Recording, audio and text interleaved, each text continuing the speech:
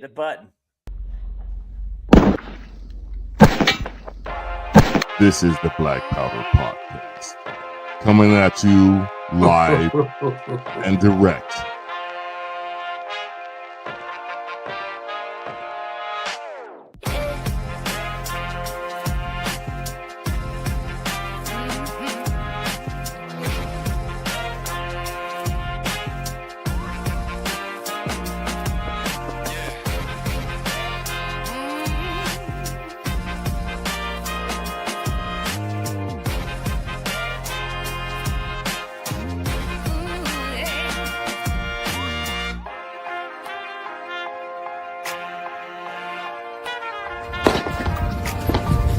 Your salty tears season my life. It's the Black Powder Podcast.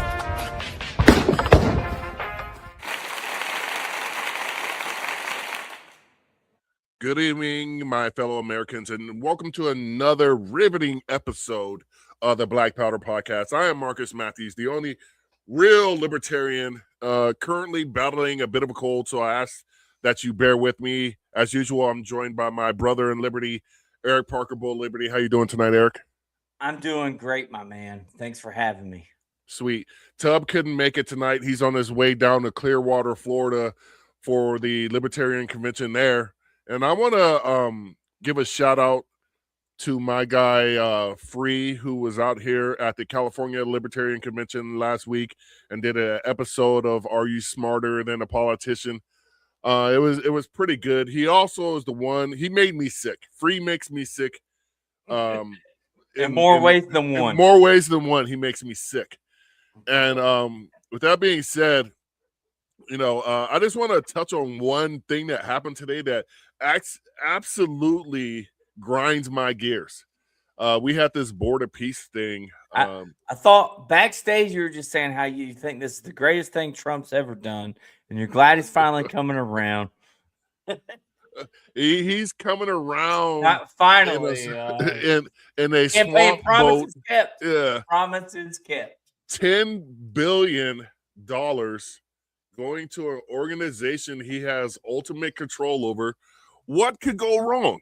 I mean, that's kind of nuts right there. I don't see how any is this like the Board of Peace through violence? Is that a Board of Peace through funding the military-industrial complex? I guess so. But how does the United States have just like $10 billion just to throw around when they're telling us, and I'm not even going to get into all the social aspects of this just stuff. Print more money, my guy. Printer goes brrr. Yeah. So at any rate, today we're going to the great state of Georgia, and we're going to do an actual federal race today. And I gave a little speech at the Californian convention. I like to think it was well received. It was spontaneous. Free put me on the spot, and I talked about how the Libertarian Party effectively has to start all over after the debacle of 2024. And we have to present libertarians. Too many times the duopoly defines what a libertarian is and what we believe in. So that's one of the main reasons why we do this podcast, so we can be the ones who define who libertarians are from our own mouths and hearts and brains and all that good stuff. And with that being said, we're going to go, like I said, we're going to the great state of Georgia. We have Andrew Underwood, who is running for the 14th Congressional District there in the great state of Georgia. Welcome, Andrew. Good to be here. Thank you. Good. So, Eric, you may proceed. All right. Yeah. So Andrew, real quick, I kind of like to have you, if you will, introduce yourself, kind of let us know what made or when did you decide you were a libertarian? Did you have anything that influenced you to become a libertarian? And then what made you decide to run for local office as a libertarian? Or I guess federal office, but it's local. Yeah. Well, let's see. Talking about myself, about 37 years old. I've got 3 kids, but my sister, my wife, and my nephew also live with me. So got a bit of a full house. It's like I have I've one of my kids goes to public school, another one's homeschooled. It's like, so school choice is obviously a big deal for me. Mm-hmm. It's like I know that different kids need different things, and so a one-size-fits-all solution is never going to work. Gotcha. Right. As for what got me into being a libertarian in the first place, I was raised very staunchly conservative Republican. My father was this still is this larger than life fellow. He was a airborne MP in the Army. Oh, yeah. It's like I the was sort an of guy MP who too, brooks so- no disagreement. Yeah. But Oh, when I went to college, I had a friend who was libertarian leaning, and he and I used to argue a lot.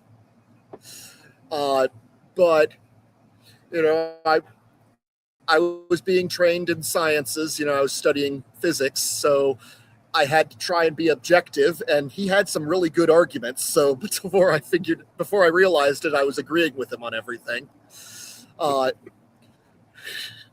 I was also heavily influenced by people like John Stossel, especially on economic matters. So yeah. I kind of drifted into being a libertarian. Gotcha. So Well, go ahead. My bad. I would say, as for what has me running, well, as I'm sure you guys are well aware, Marjorie Taylor Greene resigned. And because it wasn't at the end of her term, we had to have a special election. And Georgia normally has some of the most onerous ballot access requirements in the country. But those are waived for the special election. So I was seeing it, and I was seeing how many Republicans were running in this heavily Republican-dominated district. Mm-hmm. And I was thinking to myself, this is the best opportunity we've had in a very long time to get a libertarian elected to high office. And so I kept pushing everybody I knew. It's like, please run, please run. And everybody had decent reasons why they couldn't run or that. And time was starting to run out, and I'm like, fine, if nobody else is going to do it, I'll do it. Yeah. That's the best way. Hey, Yeah. well, we appreciate you throwing your hat into the ring. This is definitely probably one of the, because there's some few other special elections going on this season, but this is probably one of the more newsworthy or more popular district races because of her withdrawal or retirement, early retirement, whatever you want to call it, self-term limiting in Congress. Yeah. So Whatever you want to call it. Before we move on,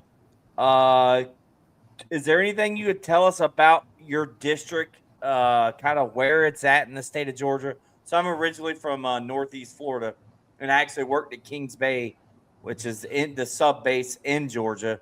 So I was that close to Georgia. That's a 30-minute drive from my house, Georgia. But Okay. the feeling that district's nowhere close to the Florida line. So if you kind of describe your district, let everybody know where you're at in the state of Georgia. Okay. Yeah, actually, we are in the very northwest corner. I personally live about 40 minutes south of Chattanooga, so we are. It's like I'm right up by the border. Then there's the Alabama border on the other side, and so we are just right in that corner. Gotcha. Now, the district does stretch down a bit toward Atlanta, not quite in there, but it's It's not Just on the it's not a small outskirts. district, but we are Gotcha. pretty sparsely populated. Gotcha. In fact, in the area where I live, there are more cows than people, and I like it that way. That's awesome. Yeah. Well, Yeah. and so not to talk about Marjorie Taylor Greene too much because we're here to talk about you, but let's say a year before she dropped out or resigned or whatever, she was starting to rub elbows with Thomas Massey a little bit and started to vote in the right direction. Started changing the way she was viewing the federal government. I say that to say this. Have you or your team or your state party or anyone reached out to her? Actually, everybody watching this on X, tag Marjorie Taylor Greene in the comments and ask her if Andrew Underwood can get an endorsement. And if she could do that for us, get us a Thomas Massey endorsement also. So Is that But, going to work, I though? actually did reach out to her. Okay. I do not expect an endorsement simply because she has publicly stated that she's not going to endorse anybody. And I would not ask her to go back on her word like that. gotcha. Well, but, I mean, Now, if That's she a- feels like it, I would be perfectly happy to accept the endorsement, but I'm not going to ask her to. Gotcha. Right. I want to real quick want to thank our guest coordinator because he, we're only 11 minutes in, and this is already going to be a great episode. Joe Hanush for setting this up for us. Shout out to Amity and Free and Terry Batts. Thank you guys all for checking in with us and commenting on this. And like Eric said, let's start tagging some people on here. Maybe we can get her to flip. That's the Washington, D.C. way. People say they're going to do stuff, and then they do the exact opposite of it. So why not? Why change now? Yeah, this is the only time I will support a flip flopper. Y'all remember that was Mitt Romney's nickname, the flip I am more than happy to support a flip flop if someone is learning and growing and doing better. Right. You know what I mean?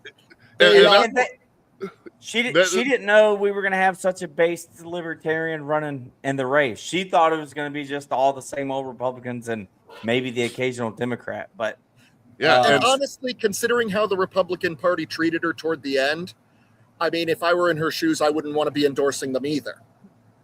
I don't blame her. Exactly.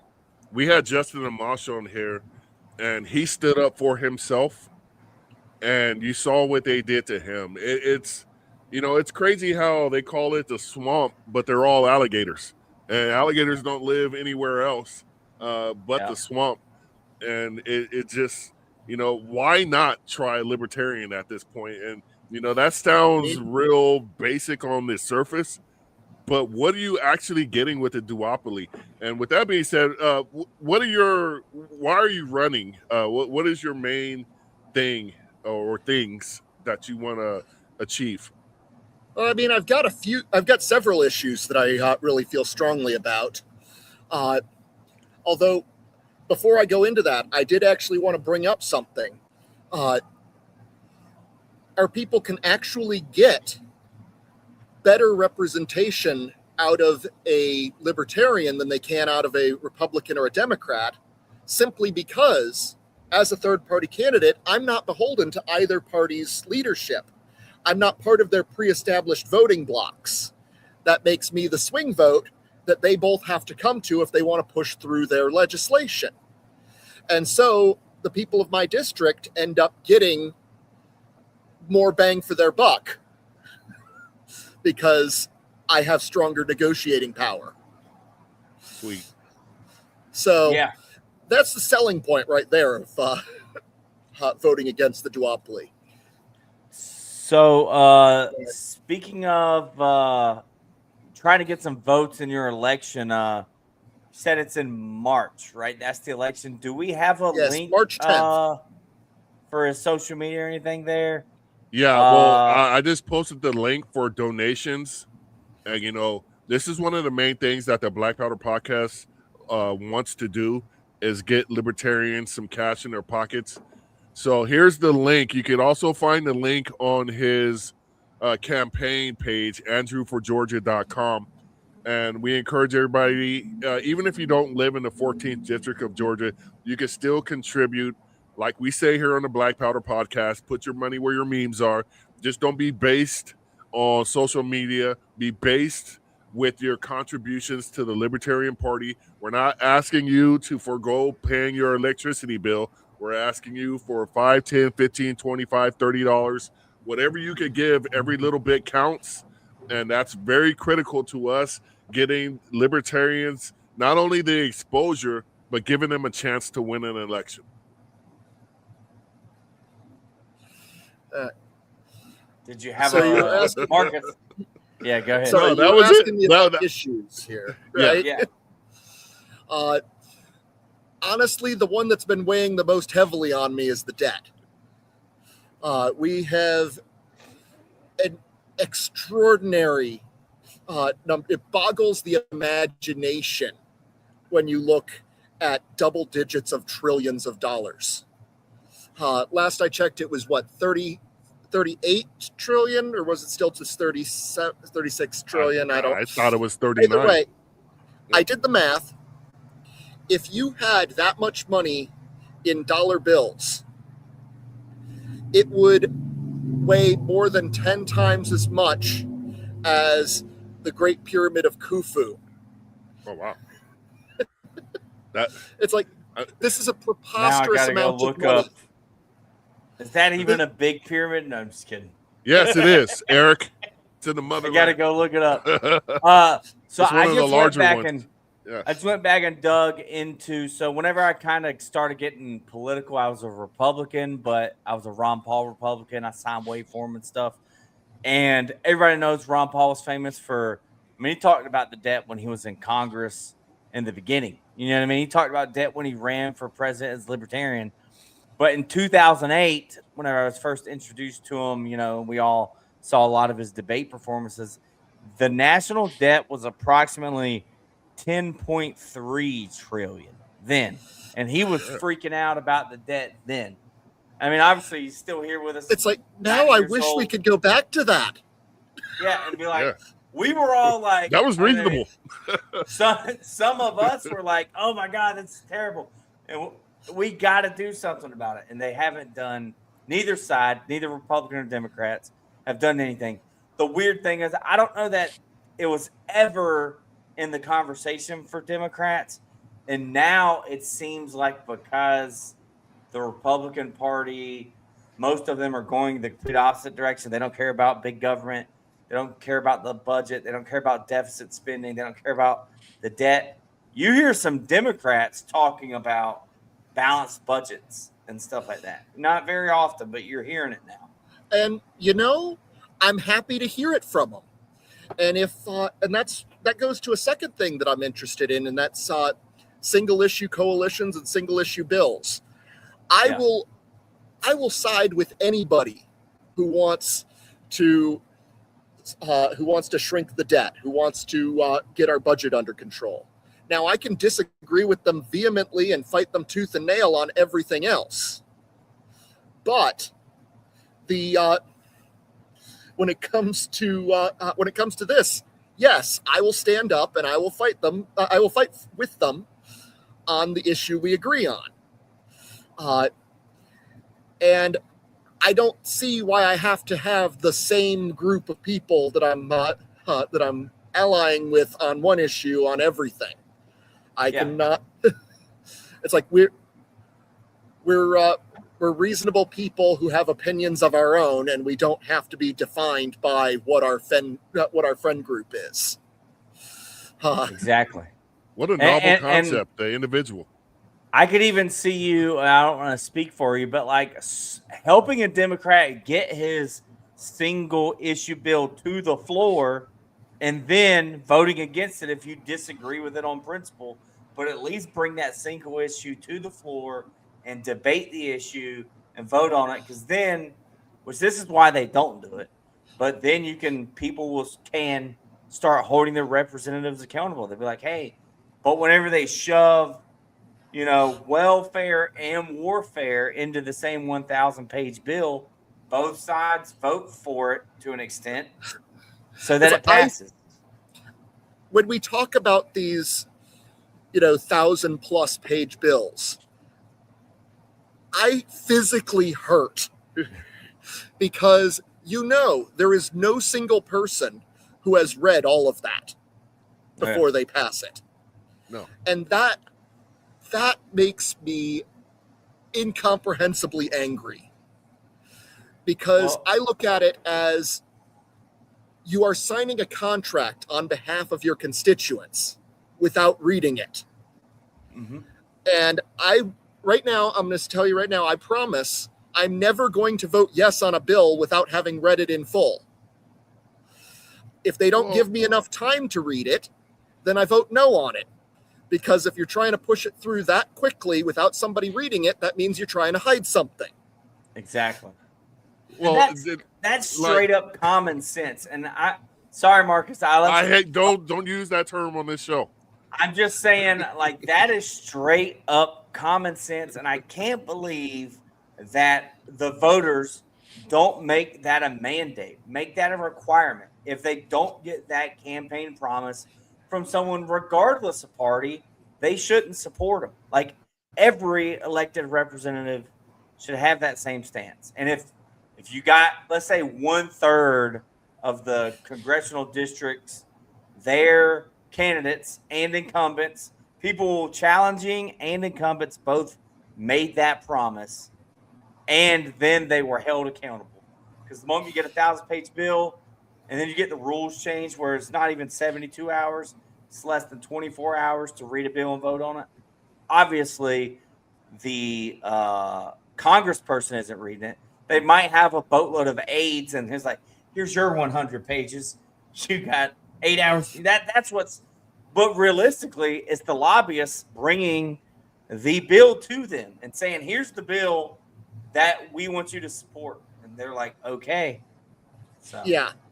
And I'm kind of amazed that of all the people, I think we're actually down to 18 or 19. I don't remember what the last count was. Candidates left in this race. At one point, we were up to like 21 or 22, but we've got a few people drop out. But out of all of these people, I am the only one who is saying this, that I promise to read the bills. Well, that would be such an easy thing. Why do you need to read the bills when the title is so great? It's just like Americans with news stories. They read the headline, and you can automatically form your opinion just by reading the headline. For instance, you had the Patriot Act. Are you not? Because the Inflation Reduction Act did such a great job of reducing inflation, right? Yeah. Build back better? Are you? Yeah, I don't want to build back worse. Yeah, a big, it's beautiful like, bill. And the big, beautiful bill. It's like it's right there with the name, right? That's common sense, Eric. That is common sense. Read the damn title. Yeah, that's all you need. Just the first page. Oh man, that's really, that's great. They shred the 900 page. My love of single issue bills goes back to the fact that I don't want to have to sit down and read, 1,000-page bill, or even a 700-page bill. It's like, I want single issue bills. It's like, that would be great. Now, unfortunately, so many people. 2 or 3 pages. I'm sorry. Even I could. I'm saying a single issue bill would be 2 or 3 pages. Even I can read that. We have a comment that says, "I'm just going to read the book covers now." All you have to do is read the back of the book. I strongly just read the back of the book, whatever the author said about it. Then you'll get the gist of it. Unfortunately, our bills don't have a summary or anything like that, so we just got to go by the title. Just get. I love America. I hate the government. I got to be honest with you, because if you really think about the concept of these omnibus bills, it is to rip the people off. And our buddy Kenneth out in Oklahoma did, as of this morning, the national debt was $38.7 trillion. I'm pretty sure it's at 39 tomorrow morning. the way the interest rate, the interest adds to it. So it's mind-boggling to me that we're at this point. You know, I posted something about the $10 billion for the Board of Peace, and this guy told me that something to the effect Trump is still navigating the swamp, so he's going to give him a little bit of leeway. And I'm like, had 5.5 years, 5 years total. And I'm like, this is why I'm for abolishing the Department of Education. It has failed so many Americans miserably that they're unable to formulate an independent thought where you think, hey, I'm voting for this same thing over, but you know what's going to happen? There's going to be some different results this time. Look, I didn't succumb to the propaganda because, and we had this conversation for a year now, Marcus. We had 4 years of an example, and it wasn't good enough. You know what I mean? Like, he added the national debt. He bombed more countries than, I guess, it would have been Obama before him, right? That was the guy before him at the time of his first term. You know what I mean? Like, it's just like, hey, he didn't do anything he said he did the first time. Why would you trust him the second time? And a lot of people thought, well, he got a couple of good endorsements. He put some people they thought were going to be good in his cabinet. And now it turns out like everyone's a disappointment. Nothing he said was true so far. I mean, you know what I mean? Like, okay, he freed Ross. That is like the one thing, the one promise he made, and he didn't make that promise to me, but the one promise he made, so anyways, I digress. Yeah, if you're going to hang your hat about Trump. Yeah, if you're going to hang your hat on him freeing Ross. Yeah. Look, we don't want to hurt Andrew whenever he goes. I got you. Yeah. He's trying to steal votes from both sides here. Hey, Andrew, just real quick before we get back into some of your platform and what's important to you, how is your district made up? I'm assuming it's super conservative, probably like 75% conservative. Is that good for someone like MTG to get elected? I'm just saying, it's got to be. I was gonna say it just vibes wise. I don't know the actual numerical breakdown, but in terms of vibes, I would expect that it was like 90% conservative. We are very, very pro-Republican in this district. In fact, more often than not, I hear the word Democrat used as a pejorative. Yeah. Instead of liberal, they just straight say Democrat. Yeah, I'm fine with it too. It's like the worst thing you can call somebody is a Democrat, followed closely by Rhino. Yeah, exactly. And then for us libertarians, like Republicans becoming that pejorative. So this special election, is it open? How's this making out? Is it any different than normal, or is there still a primary for the Republicans and then it'll go into a general? No, it is an open. They call it a jungle election. Everybody who can qualify gets on the ballot. Gotcha. And so you pay the qualifying fee, you get on the ballot. So how much was that qualifying fee? Let's see. It was 5,000 and some change. Did you come out of pocket for that? Did you fund that? Fortunately, the Libertarian Party of Georgia was willing to shell out 75% of that. Awesome. And Marcus, so I was only able to. You can put his link back up there. Let's see if we can get some of that money back. If you spend it on this campaign, however you need to, text message banking at this point. I don't know your strategy moving forward. Let's say hypothetically if you got $1,000 right now to your campaign, how would that money be spent at this 1 month left going into the campaign? Honestly, early voting has already started. But most of the people who vote in this election are going to wait until the day of. Yep. And they need to see that there's somebody out there aside from the 3 or 4 Republican frontrunners. Yeah. They need to, it's like, we need yard signs. We need There have been a few people who've offered us TV spots if we can afford to pay them. Yeah. We've got we have been doing everything we can. I'm making the podcast circuit, showing up to any debates that I'm invited to. Good. We are doing everything we can to What get about name recognition out there. Start volunteers for the day of voting to sign wave at the polling sites. Like, I don't know if you got a good volunteer base. Maybe we can get some people live close by, or if we could raise money for you, you could hire paid sign waivers. I know that's not, that's kind of frowned upon, but you got to do what you got to do at this point. You know what I mean? And honestly, I have some fantastic people helping me out with this campaign.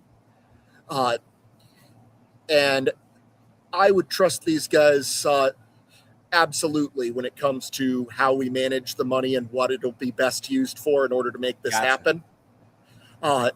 In fact, one guy in particular, I told Sergio Ortega, I said, if I get elected, I'm blaming you. Nice. He's doing a good job. Shout out to Sergio Ortega. Good job, brother. Yes, he is fantastic. Every step of the way, he's been there. He's been setting me up with all kinds of things, and he's been keeping me going. So good. Yeah. So one thing I really like about your platform is you signed a pledge. Do you want to speak to that pledge you signed for the voters of Georgia and let people know how you feel about the matter? You know what pledge I'm talking about, right? Yeah. I'm sorry. There was a little noise over here. I couldn't catch that last bit. Oh, it was nothing. You know the pledge he's talking about. Yeah. Yeah. Are you familiar with the pledge? Yeah, I've made several pledges. I've pledged to support term limits. I've even outright publicly stated that I am not going to go for more than 2 full terms. I have no interest in being in Washington that long. I kind of loathe the idea anyway, but I'm willing to do it out of a sense of responsibility. But well, see, that's already how I know you're a good guy, because anybody who wants to stay in Washington for an extended period of time, they're not there for the right reasons. They're there for the money and becoming a millionaire. I don't want to know somebody who actually desires that. Yeah. I cannot imagine the kind of deranged mind that would consider that to be a good thing. But and Congress, I think they work an average of about 175 days a year, if you want to call it work, and they tend to campaign year round more so than legislate, which I'm personally for part-time legislation, like back in the day where you went to Washington D.C. after harvest season when we're more agricultural based. But we don't need a full-time legislation and nowhere in America, because it just breeds corruption. And I feel like you could get it done in 90 days max. Yeah. And spend less money. If I were to have my way, we would do all of our legislative duties electronically, and we'd all just stay in our own districts where we're accessible to our constituents. But unfortunately, I don't think I'm going to get my way. I feel like that's more secure than having Randy Fine walking by pushing your voting button on the House floor. Everybody saw that, right? None to see so if you had your encrypted passcode connected, it's easy to do. Government issued device. You know what I mean? I could see that, but also I loved Thomas Massey calling everyone back to D.C. to vote on the CARES Act in person. We needed a counted vote. That's the problem. Is I would be perfectly fine with that if the votes are still counted, if they're still tallied, and we still see by name who voted what way. So yes, that's very important. Transparency is something I care deeply about. And I think if elected, I want to take a page from Justin Amash's book, because he would put on his social media everything about a bill, his understanding of it, what it was, what he was voting on it, why, and he made sure that it was well understood. And I want to be able to do that, but do it in a timely enough manner also to where my constituents can contact me if they think I'm off base. And they can tell me, hey, I see why you want to vote for this. Let me tell you why you shouldn't vote for it. And what's crazy to me is that was frowned upon. They did not like Justin Amash exposing the inner works of our republic. And to me, it was like the only thing that's private in this country should be the citizens.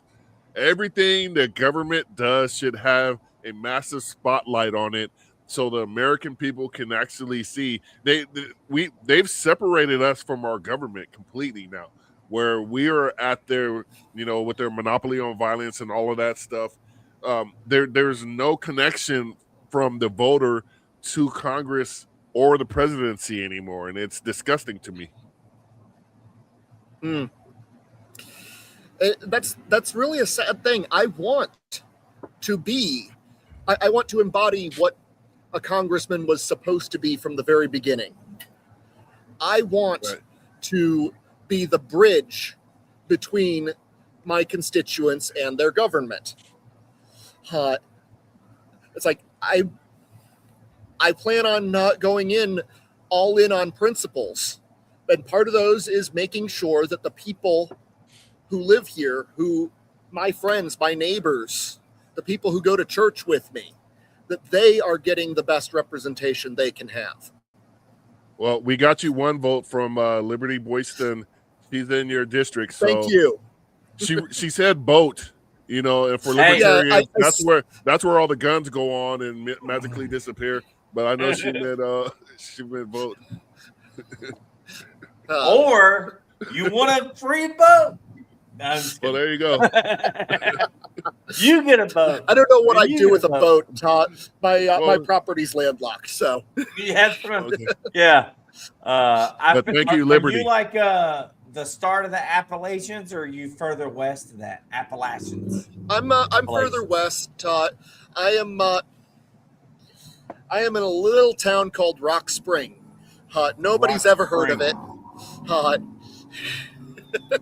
But you're basically on the border of Tennessee. Yeah, I am. Like I said, about 30 to 40 minutes south of the border of Tennessee. Gotcha. And around here, it's farmland. It's not lakes, so a boat wouldn't do me much good. Gotcha. Speaking of farmland, how have those tariffs treated the farmers in your neck of the woods? Honestly, a lot of the folks around here do cattle. Okay. And so it's not there have been some reciprocal tariffs. When we put tariffs on another company or another country, they want to raise tariffs on us. And it's been harder to sell because the U.S. has been a net exporter of beef for a long time, but it gets harder to sell them when people can't, when it becomes more expensive to sell it abroad. Right. So that's a good segue. Would you support Thomas Massey's Prime Act, which if you haven't looked into it, please do spread the word on that one as you're campaigning around there. But essentially, it would allow people to sell local meat within their state at their local grocer and it without it having to go through the USDA because it's staying in their state. I can't believe that's not legally allowed right now, but that's one reason why our meat's so expensive. I am all in on anything that makes free trade and association between people easier. There you go. It's like if we cannot. It's like that's how we enrich everybody. Yeah. Because if a trade is going to make you worse off, you're not going to take it. So anything that's voluntary on both sides makes both sides better off. And the government really doesn't have any business telling somebody, no, you can't make that trade. Now, another thing, though, while we're on the subject of trade and tariffs, it's not just farmland in this area. We have a lot of manufacturing here, too. And I used to work at a plant that produced aluminum brake knuckles. We did everything in-house. We, melted them down, casted them, did machine work on them, and then assembled them. All in-house. And so it was great. We were able to save a whole lot of costs that way. However, one thing we weren't able to account for was the fact that we import our aluminum. Mm-hmm. And during the first Trump administration, we got a pretty nasty tariff placed on aluminum. Mm-hmm. And that raised our cost of doing business a whole lot. And the company had to look for ways of cutting costs wherever they could. And it's because of things like that that people end up getting laid off. Yep. It's like the big arguments in favor of tariffs. They say that it's to help local industries, and no, it doesn't. It hurts local industries because manufacturing requires the free movement of goods. Yep. Because we don't create everything all in one place. There's always an input that we need to take from somewhere else. And that cost is always paid by the consumer. Exactly. Hey, did y'all import your aluminum from Canada? Do you know where? You'll have to forgive me. I don't know the exact details on that. I was in quality control, so I wasn't exactly... Gotcha. Well, just curious, because I know that was a big thing, I think, with wood and everything this beginning of this election. But I worked at a brewery part-time, and it was tariffs and then COVID, and the price of the aluminum cans went up. And I want to say there was a shortage in the United States, and so they started getting them from Canada, but they weren't. They were more expensive because of the tariffs. So I just was curious. That's all. Well, I just wanted to say about, what he's saying is not, I can't believe I'm actually saying this. The concept that he's trying to get across is not bad. You want to bring back jobs to America, and nobody can disagree with that. The thing about it is you don't have the infrastructure in place to support the meantime. And if you're not going to have that infrastructure, the first thing that goes when a company needs to look at cutting costs are employees. When those employees go, they don't have the buying power to support their family and to support this economy. And then it's a snowball effect. And to think, we're going to bring back these jobs, people are building factories. There is not a factory that can be built in months. This is typically years project. The design, there isn't a place you could go to and buy factory blueprints and they say, okay, we got our blueprints. Let's go start digging up some dirt and build this factory. So the short term and long term don't match up. He's not even putting the horse before the cart before the horse. He's putting the horse on the side of the cart and trying to push it sideways at this point with these tariffs. And it's nuts. Now, I wanted to get into where was it? Your stuff on healthcare, because that's a major issue for a lot of people right now. And it's a very difficult issue to manage.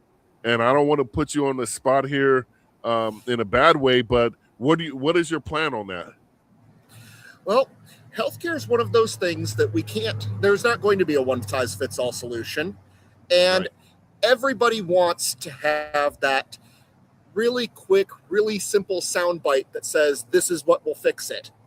The truth is, we have been screwing up our healthcare system for certainly longer than I've been alive, probably going all the way back to World War II.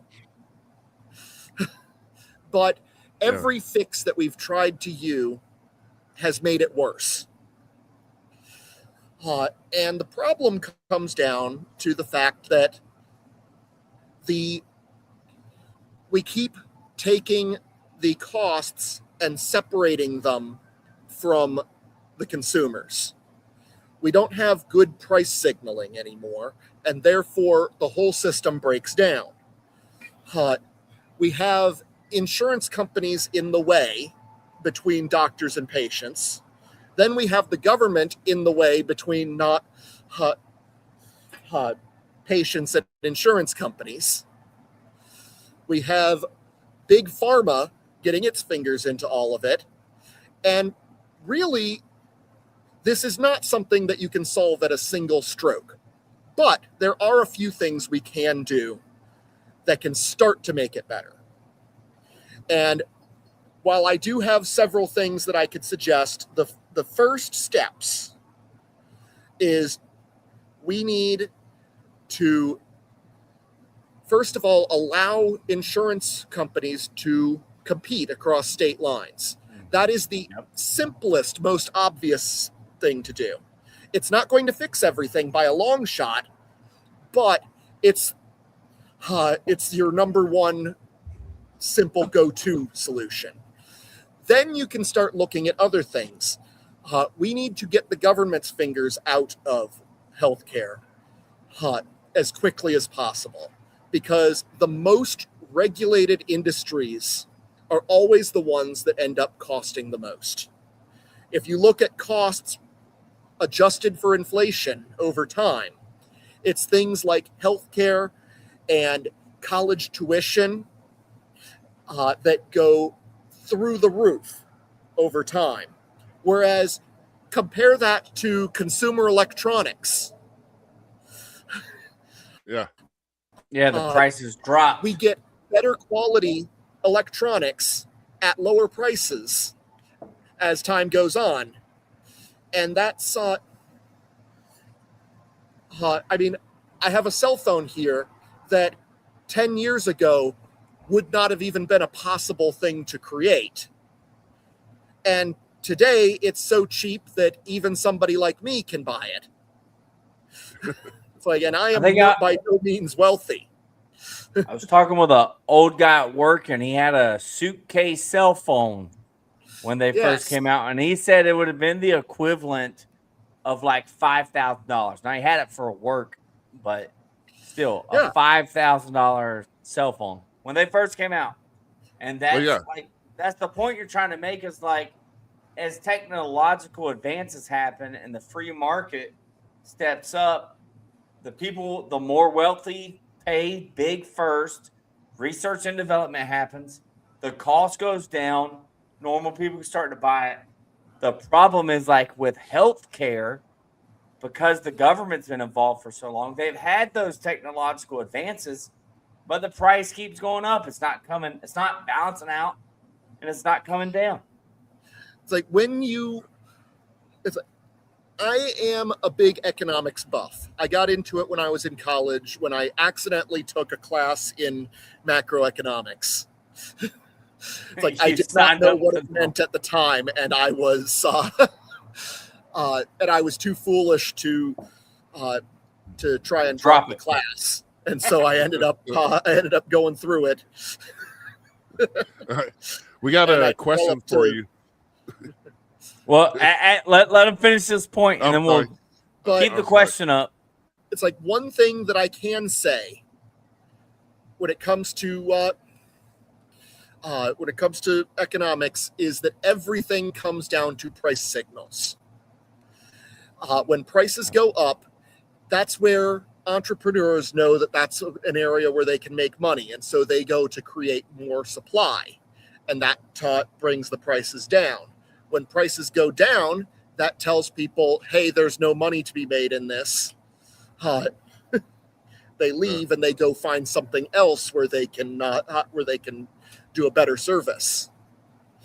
And it's because you have this mobile supply and demand that it allows you to, in real time, allocate resources across millions or even billions of people in the most efficient way possible.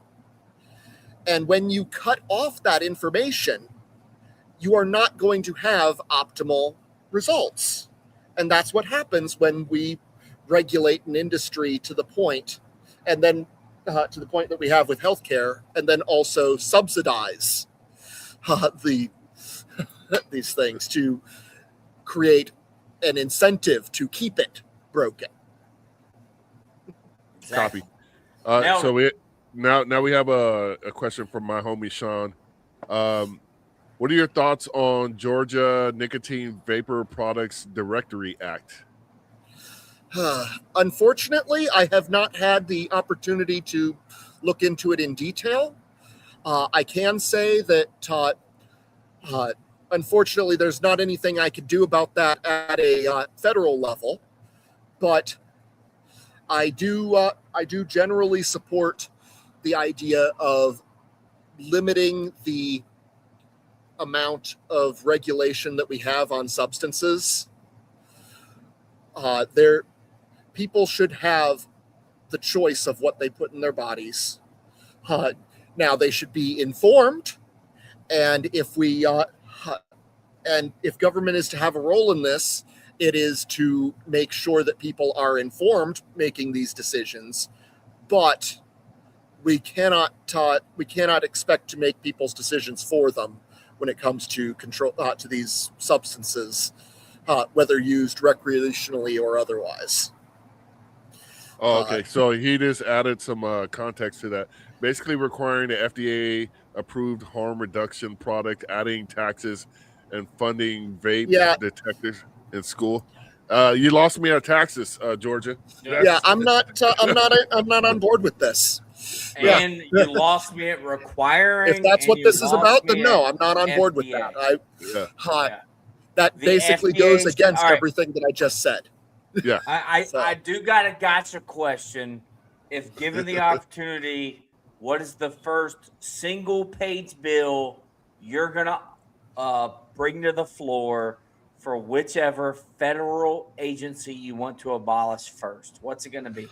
Ooh. Oh, that's hard. That's hard because there's so many. There are so many that I want to abolish. There's like 650, but go ahead. Oh, okay. Because now, if I were to go by what's most likely to pass, I would probably say Department of Education. Okay. I think that there is enough support for getting rid of that right now that would be really likely to pass. Now, if I'm wanting to, stir the pot a bit and hopefully, get rid of something that I see as doing a lot of harm, maybe the Department of Homeland Security. Okay. But the number one thing that I would want to get rid of, and I think this might be cheating because it's not necessarily actually a department of the United States, but the Federal Reserve. There you go. My man, in the Fed. In the Fed. It's like someone if put I it in the could comments, wave a magic wand and get rid of one thing, that would be really high on my list. Well, yeah, that's super high. And the best way to accomplish that, Trump, if you're listening, or my Fed boys, send him the message. Or you could and still can just appoint Ron Paul to the chairman of the Federal Reserve. You haven't chose your guy yet. Throw Ron Paul in there. Let's get some stuff done, if you know what I mean. I don't know who would be more appalled, whether it be the other people working at the Federal Reserve or Ron Paul. Ron Paul would be pissed. Yes. He'd be like, really? This is the torch. Man. Yeah. I don't But ever also- think libertarians will ever diverge from the "in the Fed" mantra until it actually happens. Imagine if they couldn't print the trillions of dollars worth of debt, and instead they taxed us more than they already do. Eventually, and Marcus, People are going to care about that. Yeah, who was it? Milton Friedman that gave them the idea to withdraw it from. He said it's the biggest mistake he ever made in his life, and he'll rot in hell for doing it, basically. But that could have been Milton Friedman. Now I'm thinking. Yeah, no, I'm telling you, he accidentally gave them this idea. I don't know how. He said it'd be a great idea if the taxes were just withdrawn directly from your paycheck. I don't know. You look it up. Someone fact check me. You got 5 minutes to fact check me. But a libertarian, a known libertarian, said he mentioned it and it happened, his biggest regret of his life. But I digress. Imagine if you had to go once a quarter with a check or now online to the federal government. Once a quarter, you had to pay your taxes with a check. You know how pissed off we'd all get real quick? But no, because it's passively taken out of our paycheck. No one's noticing it's gone. So we just, I say we bring back, let's get rid of the automatic, it being taken out of your paycheck, whatever, withdrawal from your paycheck. Unfortunately, start a revolution in like 3 weeks. So many people benefit from that. Powerful people are benefiting from it, so they're not going to vote against paychecks. We're going to be down there at the Capitol with pitchforks and torches, all pissed off. I'm just saying. Well, I bring back tarring and feathering. Exactly. Oh yeah, that's one of my favorite ones. But in my previous incarnation of this podcast, which was the other black guy who likes guns show, I wanted to make October go exempt month on your paycheck. And I thought that was a great way to send shockwaves through Washington, D.C. if the majority of Americans put exempt on their W-4, whatever the hell that form is called, and not pay any federal taxes for a month to let them know we still have the power. And I actually got pushback for that. I couldn't believe that people were upset about the concept about not paying taxes. Are you getting a check now? I'm sorry. I was going to say, for the record, taxation is theft. They didn't know that. But depending on how it's levied, sometimes it's extortion. Yeah, that's true. So we're going to start wrapping this up. We're about to reach our hour where we try to keep it because Americans have short attention spans, and I blame the public education system for that too. But let's say you're at a debate and afterwards you're slapping hands and, yucking it up with people. And they ask you, why should I vote for you as a libertarian? What would you tell them? Well, I would tell them, first of all, you're getting exactly what's on the box.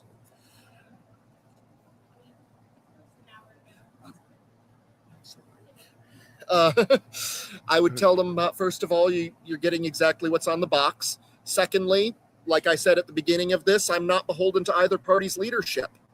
If I'm the swing vote, that means that you get more representation through me because my vote carries more weight. So these are coming. Some great things. We apologize. The feds are coming to get you now. You came on the Black Powder podcast. You must have said something they didn't like. Yeah, you're on a list now. You're on the list now. But, all my favorite heroes are on CIA watch list, not in the Epstein files. So yeah, different list. Yeah, different list. It's astonishing, distinguished individuals. So, Eric, what is your closing as we start to wrap this up? How can people reach you? Obviously, AndrewForGeorgia.com. Anyone listening to this message, really and give your closing remarks. Let them know how they can help out your campaign. Do you need door knockers? Do you need money? Do you need people to phone bank, send text messages, tag you on social media, all the things? You take this last minute or so. Yeah, everything helps. I am not picky. Any bit of assistance I am more than happy to accept. I can put you in touch with Sergio. He has been managing a lot of this, and I once again I just really appreciate all of the support I've had. Awesome. All right. So, with that being said, this has been the Black Powder Podcast. So I'm going to thank our guest tonight, Andrew Underwood. There's his link to his campaign page. Once again, andrewforgeorgia.com. We ask that you click that donate button and give what you can. So help a guy out that actually wants to help you out with your government tyranny. We want to end that. And, that's not a noble concept. That is a reality that must come forward in this time and age because, liberties are being lost. I wanted to, if you could real quick, you have stuff about the surveillance state on your page and how you feel about that with all this Planeteer, whatever the hell that Peter Thiel crap is called. Real quick, can you touch on that? I'm sorry, I missed that last bit. It cut out a little there. Oh, on the government surveillance and the Planeteer stuff with Peter Thiel or whatever that guy's name is. It really, really irks me because I think that we've got it all backwards. The government needs to be the one that has the surveillance on them. And we need to have all of the everything needs to be as public and transparent as possible. We shouldn't have to jump through so many hoops and fight for years and years to get documents released. Meanwhile, we've got the government spying on us without warrants. This is not okay. And it needs to stop. And I am going to do everything in my power to see to it that it does stop. Excellent. There we go. I want to thank you for that. Eric, you have anything else? No. Great job. Pleasure meeting you. Good luck. We've shared this on social media, but post-campaign, if you're interested and if Marcus is able to get us connected, we'd like to know everything you did to win and how we could repeat it.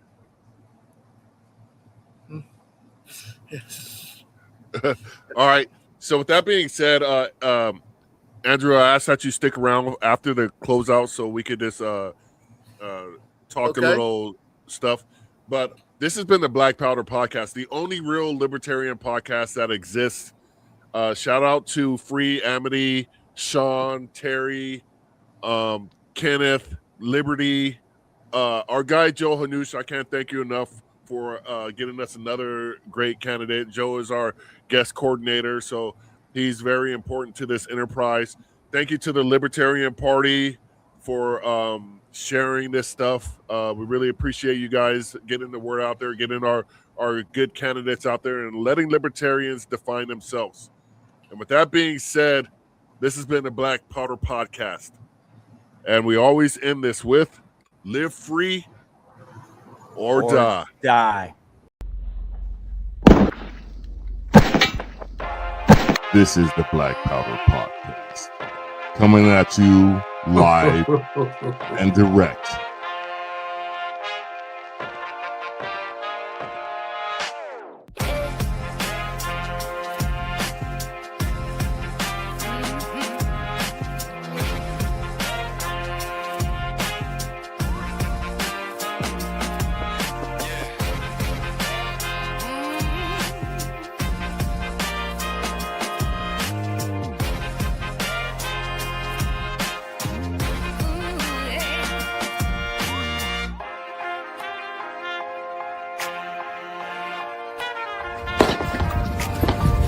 Your salty tears season my life. It's the Black Powder Podcast.